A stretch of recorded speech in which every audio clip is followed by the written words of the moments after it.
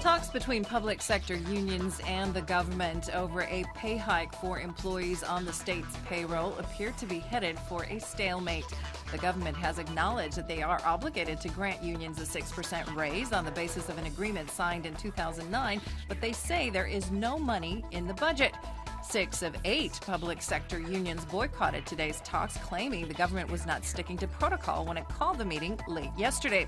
Stepan Topolnyak of the Independent Union of Health and Social Welfare said the government was behaving irresponsibly and suggested that the government's chief negotiator with unions, Deputy Prime Minister Božo Petrov, may not be up to the task. Ivica Babic of the Physicians Union said that his side was willing to hear the government out. The 6 public sector unions that did not attend today's meeting told a press conference that they would be willing to offer another chance to talk, this time at their venue of choice. Vilim Ribic of the Independent Union of Science and Higher Education demanded that the Prime Minister come and talk to unions, arguing that surely he had 1 hour of time to spare to address their grievances. The Swiss franc borrowers advocacy group Franak is preparing another lawsuit against banks, this time for foreign currency loans denominated in euros. The group successfully sued banks for illegally adjusting interest rates for Swiss franc loans, for which lenders will have to pay back their clients for what they overpaid. Now the group is looking to do the same for borrowers who took out loans in euros prior to January 1st, 2010.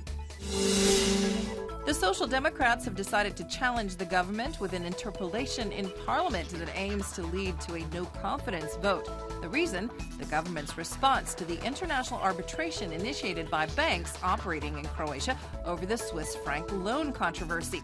Meanwhile, the Reformist Party has announced an interpellation of their own about labor legislation. The Reformists claim that over the past 3 years, there has been a rising trend of employers hiring workers on a full-time basis, but on a contract limited to a certain period of time. President Kolinda Grabar-Kitarović backed Bosnia and Herzegovina's efforts on its path to EU membership during a visit to Mostar. She also voiced her support for achieving equality for the Croat population in the neighboring country. The president continues her visit to Mostar today before traveling to Macedonia this afternoon. In sports, 2 Croatian internationals are playing in UEFA Champions League matches tonight. Luka Modric's and Mateo Kovacic's Real Madrid will try to overturn a 2-goal deficit against guests Wolfsburg in their quarterfinal second leg. Today's forecast calls for mostly sunny skies. There might be some light to moderate patches of clouds in places. On the coast, expect a moderate southwesterly wind this afternoon, shifting to a southeasterly toward open waters late in the day off the north and central coast. The day's highs will range from 19 to 24 degrees.